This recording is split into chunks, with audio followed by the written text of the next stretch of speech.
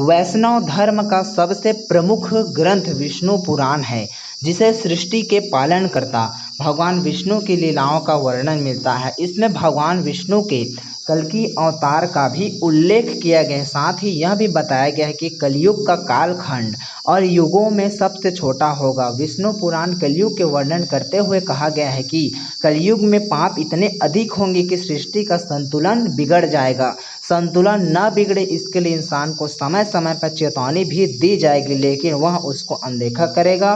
पुराण में लिखी बातें हर दिन आपके सामने गुजरती जान पड़ेगा और मनुष्य की आयु के बारे में जो बातें इस पुराण में कही गई है उसे जानकर तो आप हैरत में पड़ जाएंगे। विष्णु पुराण में बताया गया है कि मनुष्य की आयु धीरे धीरे घटती जाएगी और अंत में मात्र 20 साल रह जाएगी। छोटे छोटे बच्चों में बढ़ रही गंभीर बीमारियां और वायरस और घटती आयु सीमा क्या इस तरफ इशारा नहीं कर रही कि एक समय ऐसा भी आएगा कलयुग में लोगों को बाल अल्प आयु में ही सफ़ेद होने लगेंगे और 12 वर्ष की अवस्था में लोगों के बाल जो है पकने लगेंगे। कलयुग के बारे में ऐसे सच जो साबित हो रहे हैं। पुराणों में बताए गए हैं कि चालाक और लोभी व्यक्ति को कलयुग में विद्वान कहा जाएगा। ऐसे लोग ही धर्मात्मा भी कहलाएंगे। शास्त्रों और वेदों का पालन कोई नहीं करेगा। सभी धर्म गुरु और अपने फायदे के लिए लोगों का इस्तेमाल करेंगे। वे ज्ञान की चर्चा तो करेंगे लेकिन उसके आचरण राक्षसी होंगे। कलयुग में विवाह एक प्रकार का समझौता होगा। लोगों में एक दूसरे के प्रति समर्पण और सम्मान का अभाव हो जाएगा। विभिन्न प्रकार के रोग, सर्दी, गर्मी, बरसात और ऋतुओं में परिवर्तन से लोग परेशान और दुखी होंगे। बिना मौसम के बरसात, ठंड, गर्मी से फसल बर्बाद हो जाएंगी।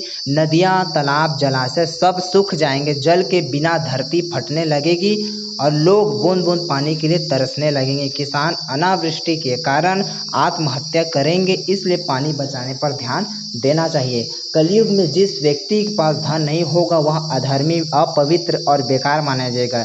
जिस व्यक्ति के पास जितना धन होगा वह उतना ही गुणी माना जाएगा और कानून न्याय केवल एक शक्ति के आधार पर लागू किया जाएगा। व्यक्ति के अच्छे कुल की पहचान सिर्फ धन के आधार पर ही की जाएगी। धन के लिए अपने रिश्तेदारों और दोस्तों का रक्त बहाने भी हिचक नहीं महसूस करेंगे। देखा जाए तो आजकल यह सत्य हो रहा है। लोग धन के लिए अपने ही रिश्तेदार और परिवार वालों का खून बहा रहे हैं। झूठ और दिखावे का सहारा लेकर लोग आगे बढ़ने का प्रयास करेंगे, लेकिन इसमें नुकसान और उनका खुद ही होगा। कलयुग में सत्ता पर आसानी लोग अपनी प्रजा की रक्षा नहीं कर पाएंगे, बल्कि टैक्स लेने के बहाने प्रजा का ही धन छीनेंगे। लोग भूत प्रेतों को देवता मानकर पूजने लगेंगे।